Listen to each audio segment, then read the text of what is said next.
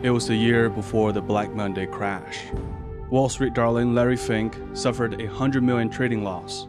I was so angry at myself. I was just mortified at myself. Humiliated, Fink now is forced to leave the company. But upon his failure, he will build the mightiest company in the world, BlackRock. Another too-big-to-fail asset manager which handles over $7 trillion in direct management and another $20 trillion through their proprietary software. I mean, Larry Fink, with those numbers, he can say whatever he wants. BlackRock was fantastic.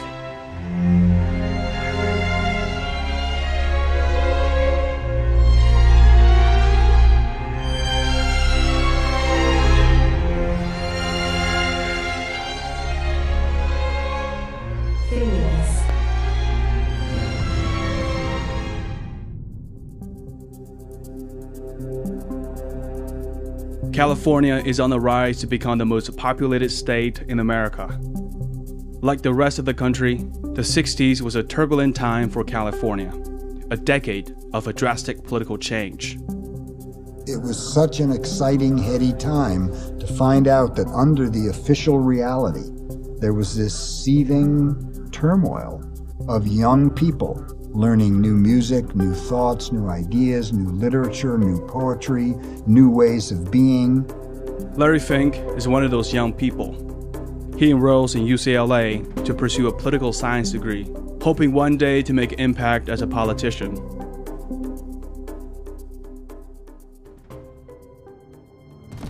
After getting an MBA degree from UCLA, Fink takes a job at a leading investment bank, First Boston, as a bond trader.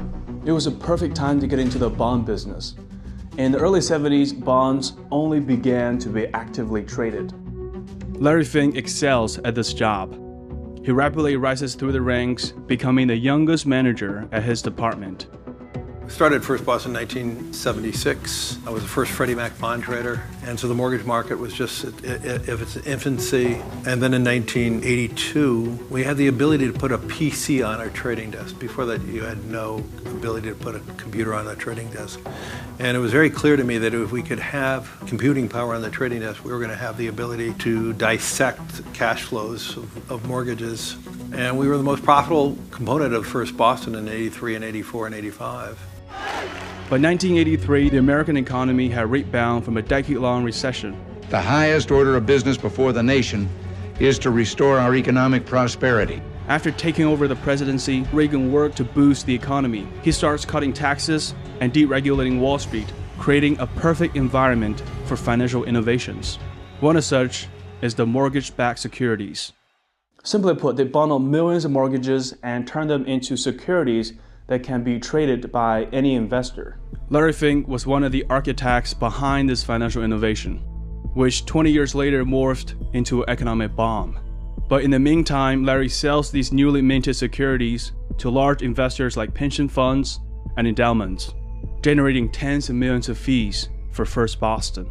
At the time, First Boston was at the top of the investment banking industry, specializing in mergers and acquisitions. After creating $1 billion profit for the firm, Larry Fink becomes the most profitable man at First Boston. When you're at that level, and you've had all of that success, and you have all of this money, there's a mindset that you're almost invincible. But then he loses $100 million in just one quarter of 1986. So you could work a lifetime creating wealth under certain assumptions that something can't happen. And then bang, you lost everything for your whole lifetime because you thought it couldn't happen.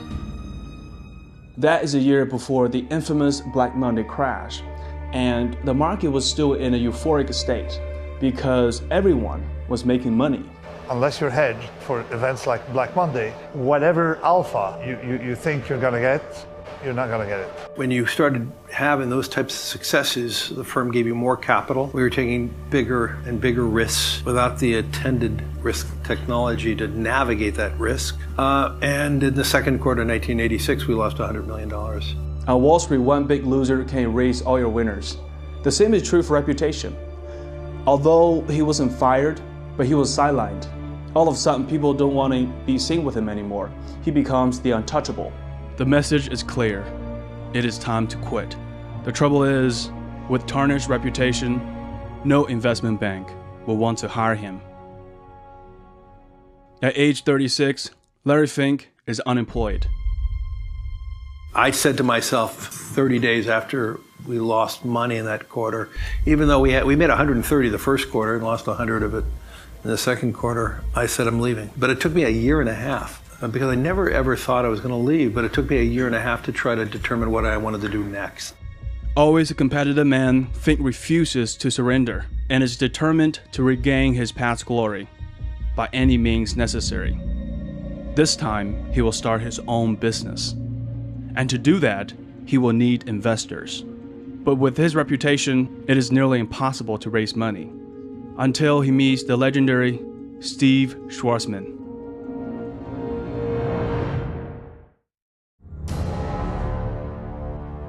Steve Schwarzman, the founder of Blackstone, is one of the most powerful figures on Wall Street. In his 30 years reign, he turned Blackstone into the biggest private equity company in the world. But by 1988, Blackstone was still a lesser-known consulting firm. And like Fink, Steve Schwarzman was a castaway. He was a rising star in Lehman Brothers on his way to become the CEO. But due to a nasty power struggle, he was forced to leave the company. I saw a lot of behavior that I didn't like, and so decided to go out and do something with my partner who'd been thrown out the year before by the management that went in and ultimately blew up the company. In 1988, Blackstone just started as a private equity business and barely completed its first deal. But Steve Schwarzman is already thinking big by expanding the company to more areas. And he's considering a wealth management business. One of the reasons why Schwarzman was so successful is that he has an eye for talent. He knows how to hire the best people. We wanted to attract somebody to run it who was a 10 on a scale of 10. Because you'll find in your careers, if you're a 10, God bless you, you'll be wildly successful. If you attract 10s, they always make it rain if you need rain. And they just have an ability to sense problems, design solutions, do new things, and that's what a 10 does. And Larry Fink is a 10. After meeting Fink, Schwarzman decided to start a joint venture called Blackstone Financial Management by investing $5 million with Fink. It took me a year and a half to assemble my thoughts, and I told the story to Steve Schwarzman and Pete Peterson, and they loved it, and they had more confidence in me than I had myself. They wanted to go right ahead, and we did that, and it all, we actually started making money within 2 weeks. When we talk about an investment company and a fund, it's easy to get confused. In this case, Steve Schwarzman gave $5 million to start a management company, but then they have to raise money for their fund. Within 5 years, Fink built his fund to have $8 billion under management. Fink has learned a lesson that one should always be risk conscious. One of his investment principles is that he will not put down a dime until the risk can be understood and calculated. There were so many other companies that really didn't understand the risk, and most importantly, the buy side, the investors had no idea the risk they were taking. And there was a great need for a company that starts off with a high concentration in risk analytics, and principally in the fixed income area. There was a lot of analytics in equities back then, but nothing in bonds. He was one of the first in the industry to rely heavily on statistics and algorithms to make investment decisions. Fink is now back on the top. He recognizes that in order to grow bigger, his company needs to offer more stock options to attract talented people. He demands Schwarzman to give up some of Blackstone's ownership. To his great disappointment, Steve Schwarzman rejected his plan. Both Steve Schwarzman and Larry Fink are highly competitive Type A people. But Steve Schwarzman is an investment banker, while Fink is more of a trader. Steve Schwarzman, he's unusually conservative, actually unusually risk-averse for a successful entrepreneur and investor. This was a visceral thing, like a primal impulse not to lose money. Two alphas are always doomed to clash from the get-go. After being rejected by Steve Schwarzman's first proposal, Fink is determined to completely sever ties with the firm by finding a buyer to purchase Blackstone's ownership. As Schwarzman is going through a divorce in his personal life, the news that Fink wants to lead Blackstone sent him into a frenzy. Ego is a great thing in business. An ego. You show me a titan of industry, and I'll show you somebody with a big ego. But on Wall Street, everything has a price, including ego. Way to borrow is now even better because the rate on a PNC Bank home equity line of credit just took a tumble. PNC Bank stands for Pittsburgh National Corporation, a finance group with a long history and lineage. In 1991, PNC was on a buying spree, acquiring dozens of smaller firms. It is a perfect buyer for Fink to get rid of Blackstone's control. They offer hundreds of millions of dollars to buy out Blackstone's stake. Think about this. Steve Schwarzman and Fink started this business with just about $5 million. That is a huge return in just 5 years. Although Steve Schwarzman is still hesitant, the money is just too good to ignore. He agrees to sell the asset management business to PNC. This is the biggest mistake in Schwarzman's career. At the time, even he couldn't foresee that this side business of Blackstone would someday become a financial giant that dwarfs even Blackstone itself. 1994 was a fateful year for BlackRock. After separating from Blackstone, the company was still small. By Wall Street standards, $8 billion of fixed income portfolio is not considered to be big, because bonds tend to make less returns and a little bit less risky. Now free to build BlackRock any way he likes, Fink is holding nothing back. But to win, he must find an edge that others don't have. And it will come from an unexpected place. Remember our old kitchen? Yeah. Smile. GE, we bring good things to life. Under the leadership of Jack Welch, GE started an explosive growth. Fueled by easy money in the mid-80s, General Electric ventured into new industries, including news and finance. The company bought Kidder Peabody, a once respected investment bank, but was later found guilty of insider trading and accounting fraud. Once Welch realizes how deeply in trouble his new firm is, he decides to sell it to virtually anyone willing to buy. PaineWebber, another investment bank, is willing to acquire Peabody from GE, but not its toxic bond portfolio, which consists of $10 billion worth of CMOs, a type of mortgage securities. These derivatives are notorious for their complexity. Welch was a brilliant manager, but he was no finance expert. He frantically tried to get rid of the toxic assets left by Peabody, but due to the complexity of the portfolio, no Wall Street firm wants to touch it, except BlackRock. As the pioneer of CMOs, Fink realizes if BlackRock can help GE properly evaluate the assets, that he is set to make a huge profit, and it will also be a breakout moment. Fink's team of quantitative analysts worked tirelessly for weeks to reevaluate the portfolio and to repackage them into a new set of derivative assets. BlackRock helped GE gradually unload the assets and recover their value with minimal loss. If you're confused about what he did and how he did it, you're not alone. It's called financial engineering. It's about packaging, restructuring existing securities into new ones. While some of these securities are indeed valuable, they're only available to big players in finance. But in the early 1990s, the financial engineering becomes Larry Fink's #1 competitive edge. From then on, BlackRock's developed a reputation as a ghostbuster. For companies with problematic assets, Larry Fink becomes the guy to call. The success with GE solidifies BlackRock's reputation on Wall Street. Just 3 years after separating from Blackstone, BlackRock's asset under management grew to $46 billion. its parent company PNC decided to merge its wealth management division with BlackRock, with a combined $154 billion total assets. After becoming a billionaire, Larry Fink does what all billionaires do: collecting arts. He believes that arts and real estate are the two greatest stores of wealth in the world, and investors with a greater than 100K portfolio should use arts as a better inflation hedge than gold. Art has benefited immensely from soaring costs, according to data from Citi.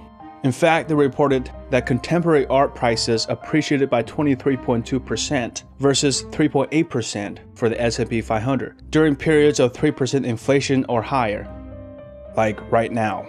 But unless you have $100 million in the bank, you could never take a proper stake in this asset class. Until now. Masterworks.io acquires multi-million-dollar paintings by famous artists like Basquiat and Banksy and allows anyone to invest in them, just like picking stocks online. And they built an innovative platform that they recently raised $110 million in Series A funding at a valuation over $1 billion. They securitize each painting, file with the SEC, and issue shares representing an investment in an art piece on their platform that investors can either hold until Masterworks sell the painting or sell to other Masterworks members on their platform. Investors already saw a 32% annualized price appreciation from the sale of their Banksy painting, net of fees. Now, thanks to Masterworks, I'm an investor in Basquiat, and I invite you to do the same. Through the link in the description, you will skip the wait list and get priority access to investors like me and Larry. By the time it went public in 1999, BlackRock became the 5th largest publicly traded asset manager in America. But Fink wants to be number 1. Over the next 5 years, BlackRock continues to grow, accumulating $400 billion assets. In a little over 10 years, Fink's BlackRock has grown to be a monster. And this monster only wants one thing: to get bigger. In the mid-90s, the United States saw a strong economic recovery like never before. During Clinton's second term, unemployment fell, the stock market surged, and America once again became the epicenter of the technological revolution. Raised during the turbulent 60s and the economic recession, Fink joined Wall Street. After quitting his job at First Boston, Fink started BlackRock. A decade later, BlackRock became the most formidable force on Wall Street, with hundreds of billions of dollars under management. But underneath the prosperity, a crisis is brewing. The financial derivatives that Fink helped develop in the 80s have now transformed into a ticking time bomb. In December 2000, Congress passed the Commodity Futures Modernization Act. It banned any regulation of derivatives. Investment banks make billions through the business of securitization. This business links investment banks, insurance companies, and rating agencies together, connecting trillions of dollars in mortgages and other loans with investors all over the world. The essence of it all is about shifting risks, or rather socializing risks and privatizing profits. But the risk is still there. Since anyone could get a mortgage, real estate prices skyrocketed. Real estate is real. They can see their asset. They can live in their asset. They can rent out their asset. There's gripped markets overnight with Asian stocks slammed. Stocks fell off a cliff, the largest single point drop in history. Share prices continued to tumble. In a matter of days, one of the pillars of Wall Street. One of the first banks to fail is Bear Stearns. The US government asks the biggest commercial bank, JPMorgan Chase, to bail out Bear Stearns.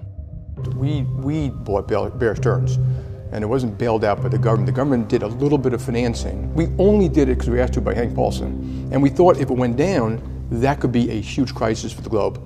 Jamie Dimon is the shrewdest banker on Wall Street. He's not going to acquire Bear Stearns at a loss, so he dials up Larry Fink for advice. Incidentally, Tim Geithner, who was orchestrating the deal, was already contacting Larry Fink about Bear Stearns. In normal times, this is a conflict of interest, but Fink was just too good at his job, so everyone just ignored it. Then BlackRock is hired again to help rescue AIG. Practically behind every major deal during 2008, BlackRock was part of it. And as an expert on mortgage-backed securities, he was called in to help and to clean up. With people like Hank Paulson and Jamie Dimon and Tim Geithner on speed dial, Larry Fink helped engineer a remarkable rescue for the financial industry. The financial crisis provided the perfect opportunity for Fink to strengthen his position as the new king of Wall Street. After the housing crisis of 2008, issuing and trading fixed income derivatives are no longer the most desirable business to get into. Since the early 2000s, the internet has become widely available, enabling the growth of social networks like Facebook and YouTube. And now we're at 100,000 people, so who knows where we're going next. We're hoping to have many more universities by the fall. Social media enables virtually frictionless mass communication and a fast flow of information. Fink realizes this change will fundamentally alter the finance sector. From the wreckage of the 2008 disaster, one business would explode: the ETFs. The best single thing you could have done was just buy an index fund. Statistically, this is the simplest way to build wealth for probably 99% of investors. The markets will grow over the long term. And so because of that, we can invest into some of these different funds that are available to us. Every year, it turns out that probably 2/3 of the active managers are outperformed by the index, and the third that outperform in one year are not the same as the ones who do it the next year.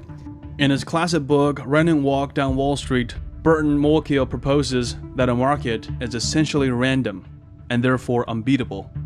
The only rational thing to do is putting money in everything. Influenced by Malkiel, mutual fund legend John Bogle launched the first public index mutual fund in 1975. Starting with just $11 million, this fund tracked the movement of S&P 500. After that, many followed suit. But these mutual funds did not become publicly traded until 1993, when the first ETF, SPDR, came to life. In the aftermath of the housing crisis in 2009, BlackRock has already begun acquiring ETFs, starting with the iShares from Burton's Barclays Bank. Through just 3 funds, you can get exposure to 1,500 stocks with minimal fees. Just like the fishing industry, very few people get wealthy by hunting whales. Most of the revenue comes from smaller fish with large volumes.